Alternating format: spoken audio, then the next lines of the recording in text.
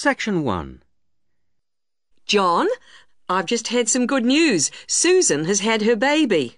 Do you know when she had it? Yesterday, the 10th of August. Oh, my father was born on August the 10th. Give me the details and I'll make a note for everyone at work. Okay. Well, was it a boy or a girl? It's a boy. And what are they going to call him? Tom. Tom Lightfoot. That sounds quite good, don't you think? Yes, that has quite a good ring to it. You know, he's quite a big baby. He weighed 4¼ kilos when he was born. Oh, that does sound big, 4¼ kilos. And he's long, too, 46 centimetres. Tall parents. He'll grow up to be over 2 meters, I'd say. With masses of black hair, curly black hair. You know, we should go and visit them in hospital. What about tomorrow afternoon at around 1 p.m? Yes, okay. Where should we meet? I could come and pick you up at your house if you like. Yes, that would be wonderful. My car is still off the road. Just refresh my memory. What's the address again? It's 15 Chesterfield Road, Paddington. It's next to the library, isn't it? Not exactly. It's next to a bank. The State Bank, actually. The library is opposite us on the corner. That's right. And there's a garage on the other street corner. I remember now. So you'll pick me up at 1:45, and we'll be there at 1 easily. Now, what should we take? We must take them something. I always think flowers are good to take to someone in hospital, don't you? Well, not really. Everyone always brings flowers and they don't last. I think it's much better to take a pot plant so she can take it home with her. Yes, but then she has to remember to water it. And what about a big box of chocolates? Okay, chocolate sounds fine. We should get something for the baby too. What do you think? Yes, you're right. What do you think of something like baby shampoo or talcum powder? Or we could get a little hat or something like that. We don't know the size or the right color, do we? I think we should get something they wouldn't normally buy. What about a soft toy of some sort? Yes, a soft toy. What about a teddy bear? I could get one early tomorrow at the market, and I could probably get the chocolates there, too. Good. So you'll pick me up at 1:45 at my place, and I'll make sure that I've got the presents. You must remember how much you paid for the gifts, so I can pay you back for half. If they're going to be from both of us, I would like to go shares. Okay.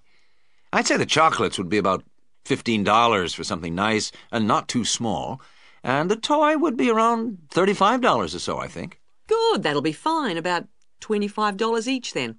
Good. I'll pick you up then on Sunday at 12:45. Okay. See you then. Bye. Section 2. Hello, everybody, and welcome to this informal meeting about the University Helpline. The Helpline was set up 10 years ago by the Students' Union, and it aims to provide new students to the university with a service that they can use if they need information about practical areas of student life that they're unfamiliar with.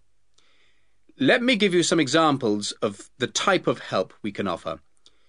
We can provide information on financial matters.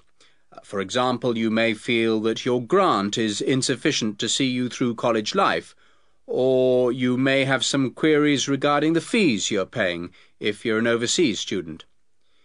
In both cases, the helpline would be able to go through things with you and see what the outcome might be.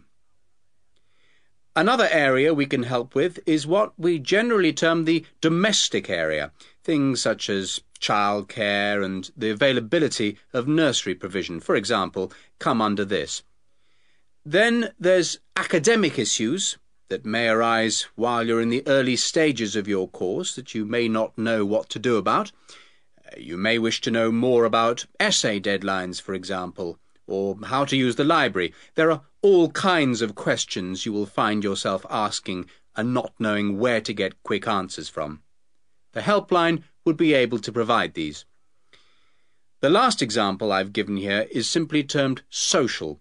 And yes, there is a lot of social life here, but you may have a particular interest you wish to pursue, or you may wish to participate in outings or trips if you don't know many people at the moment.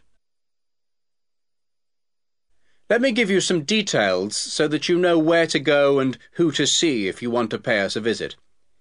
Generally, you'll see our helpline officer, Jackie Kouachi. That's Kouachi.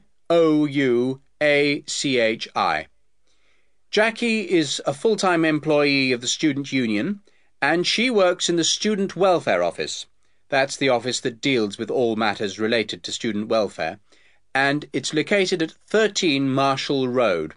I have some maps here for those of you who haven't been there yet. If you wish to ring the office, the number is 326-9940. That's 326-9940. The office is open between 9:30 and 6 o'clock on weekdays and from 10 to 4 on Saturdays. And there'll be somebody there, usually Jackie or myself, between those times. If you want to make an appointment, you can phone or call at the office in person. Please note that it may not be possible for anyone to see you straight away, particularly if it's a busy time, lunchtime for example, and you may have to go on the waiting list and then come back later. Well, enough from me. Any questions? Section 3. Well, Amina, thanks for letting me have your draft in such good time. Oh, that's all right. I was just very anxious to hear what you think of it. You can see that I decided to change the topic. I had been interested in looking at Bering's factory. Oh, I think the hospital was a much better choice. In fact, well, I have to say that I thought it was good. Oh. There's still lots of work to be done. Oh, yes, of course. But there's plenty of good ideas. It opens well, and the first chapter is fine, but the middle section really stood out for me, most interesting. That's amazing, because I really didn't find it a bit easy to write. How long did you work on the whole thing? Well, I spent about 2 or 3 weeks reading and doing general research, and then I dashed the writing off very quickly. So about 4 weeks in all. Well, that's about par for the course. You've got a while yet to make the changes. Oh, right. No problem. Right. Let's have a look at my notes here. Okay, starting with section headings. The broad divisions are good, but you'll have to redo the actual headings. I've made some suggestions in the margins. Okay, thanks. Now, this information on local housing. I can see why you put it there, but it really isn't relevant to the approach you've taken. I think I see what you mean. Now, what did I say about the interviews? Oh, I worked very hard on those. I really thought they were valuable. Oh, they are, Amina, but they're very complex and rather unclear at the moment. You're going to have to spend a bit of time making the data a lot clearer. Okay, as long as I don't have to remove them altogether. No, don't worry. What about the chronology, the list of dates? I wasn't sure whether I should rewrite those. My advice on that is to take them out. I feel it makes the whole piece appear too simplistic. Okay, if it'll help. Now, there are a couple of other books I'd like you to look at. Have you got a pen? Right. Approaches to Local History by John Mervis. Right. And then I think you need to think about ways of representing interview data. Have a look at Sight and Sound by Kate Oakwell. Sight and Sound. And you know I'm going away on holiday next week. Yes. So when you've made the changes, I suggest you show the work to your support tutor. Support tutor. Right. Then you do the proofreading. Proofreading. When by, do you think? I'd aim for the 29th of June. And after that, you should get it laser printed. But be careful, because the computer center closes on the 10th of July. And then I hand it in to... Oh, the faculty office, as usual. OK, that's fine. I think I'm all set now. Thanks very much for all your help. A pleasure. See you when I get back. Yep. Thanks, Dr. Bryson. Bye. Bye. Section 4.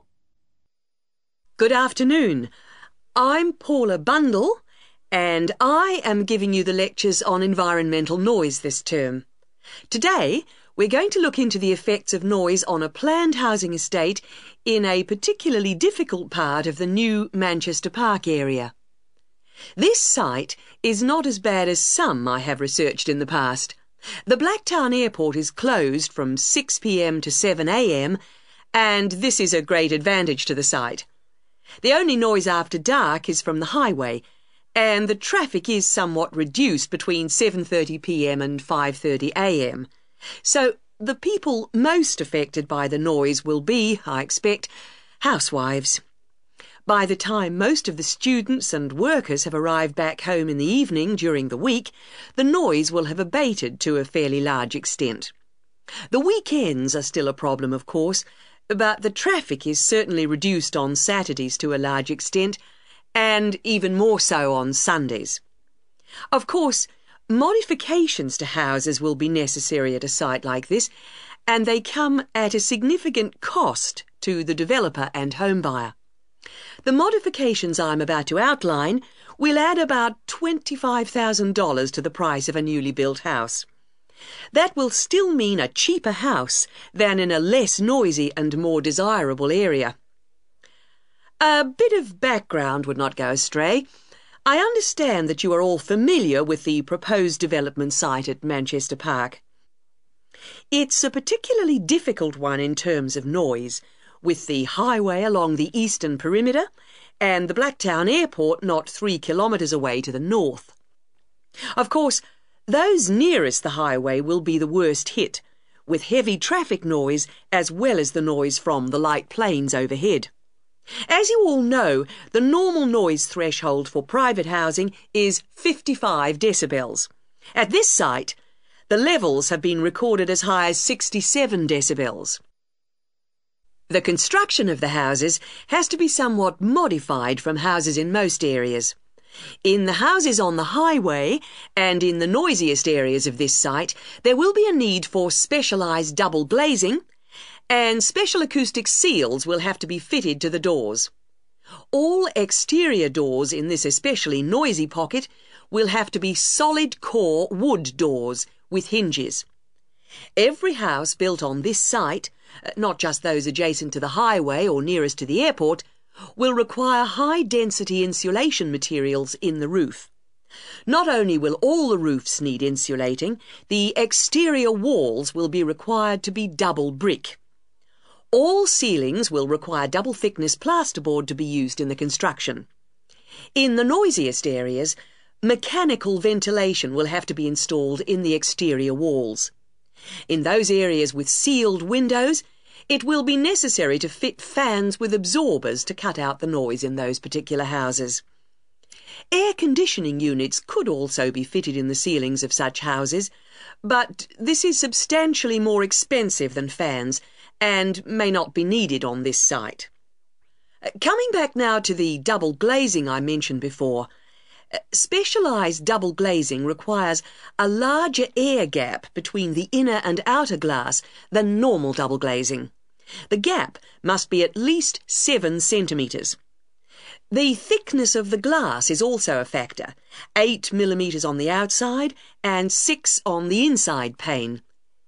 It's essential that the glass be thicker on the outside than on the inside, and that the gap between the panes of glass be a minimum of 7 centimetres. Obviously, the noise factor will have to be taken into consideration with the layout of the houses. Living areas will have to be designed at the back of the houses, away from the highway. Bedrooms and living rooms will have to be built towards the back. And for those houses closest to the highway, 2 layers of plasterboard will be needed for the interior bedroom walls. Those rooms constructed at the front of the houses should be garages, laundries, kitchens, bathrooms and dining rooms.